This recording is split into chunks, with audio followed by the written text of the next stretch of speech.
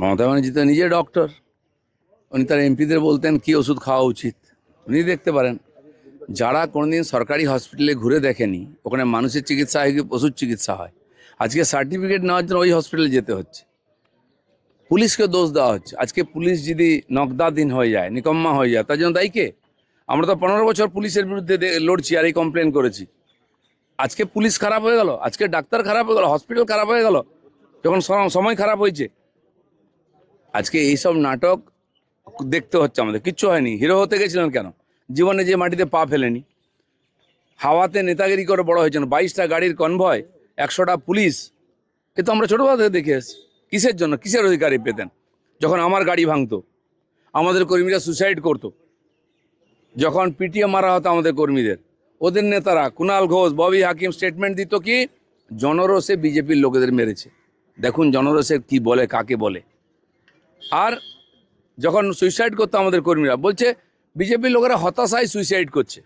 তোমার councillor suicide কেন করলো? কেন বাড়ি ছেড়ে পালিয়ে যাচ্ছ? পাবলিক রাস্তায় কেন পেটাচ্ছে? আমি বলেছি বাকি নেতারাও সাবধান থাকুন, রাস্তায় বেরোবেন না, জামা কাপড় খুলে বাড়ি পাঠিয়ে দেবে। এত টিএমসি নেতাদের উপহার দেওয়া হয়, তাহলে ডিমের দাম তো বাড়বেই। ওরা বলেছে আমরা ডিম দিয়ে অভিনন্দন জানালাম, ডিজে বাজাতে এসেছি। কারা বলেছিল দুপুর 12টার পরে 4টে ডিজে বাজবে? তোদের কোন বাপ আছে দেখবো আমি রক্ষা করে। কার বাপ কাকে বাঁচায় দেখো এবার। রাজ্য সরকার তো আগেও দিয়েছিল, রাজ্য সরকার তো দিয়েছে। আর আমাদেরকে রাজ্য সরকার কোন, আমি এমএলএ ছিলাম, আমাদের এমএলএদের জন্য ভিক্ষা করেও সুরক্ষা দেয়নি, তাদেরকে মারা হচ্ছিল। আমাদের এমপি খগন মুর্মুকে মেরে রক্তাক্ত করে দেওয়া, সে ফটো আপনারা দেখিয়েছেন। তখন সিম্পেথিও দেখিনি, নাটকও করিনি। তো একটা এমপির সুরক্ষা নেই, এখন বলছে উনি এমপি। আচ্ছা, বিজেপির এমপি হলে এমপি নয়, টিএমসির এমপি হলে এমপি। আমাদের বাধ্য হয়ে কেন্দ্র সরকার আমাদের এমএলএদের সুরক্ষা দিয়েছিল সিআইএসএফের।